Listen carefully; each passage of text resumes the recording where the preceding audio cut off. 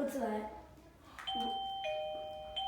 So today I thought I would talk about the mistakes that I've learned so far as a first year teacher and what I've changed in order to, learn from my mistakes.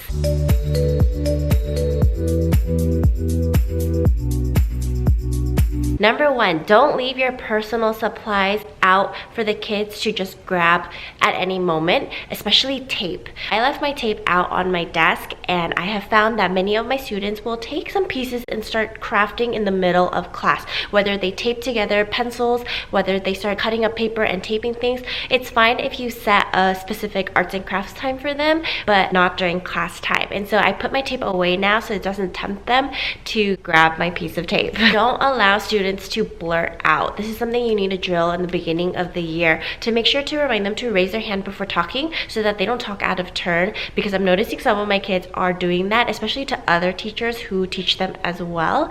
They're just so in the habit of having a conversation, which is okay in certain times, but then in direct instruction you can't have them blurt out answers. Then it's not helpful to those kids who haven't figured out the answer yet. Some call-in responses that I use are, when I say winner winner, they say chicken dinner, or bum ba da dum bum, and they go bum bum. And I've also utilized a doorbell in my classroom, which I will show you right here.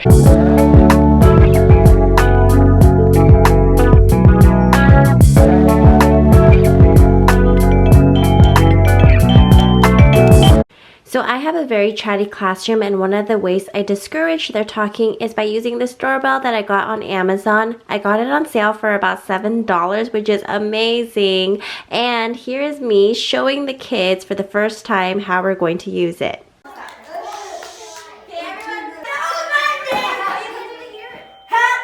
What's that?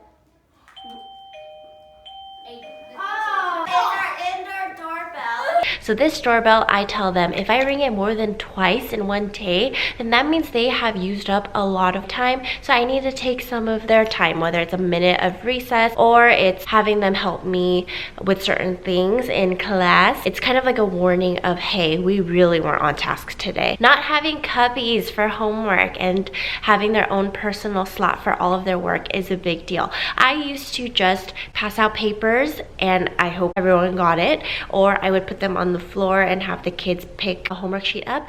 But then I found so many kids don't. I don't know why, if it's written on their agenda, but they forget that they didn't grab one, and then the next day they're like, I never got one. So now I put them all in their Cubbies, and then I can look and see who did not take their homework out of their Cubby. I know, they're in 5th grade, but they still like the Cubbies. Flexible seating is a great concept, but there have been a lot of things that I've learned. One of the things I learned is that you need to create stable tables, because I had yoga balls before and the kids weren't able to handle it. And once you notice a kid is not handling their seat, I think it's safe to say, okay, let's remove it and let's replace it with something else, because it just wasn't working for a lot of my kids. They were playing with it, they were throwing it.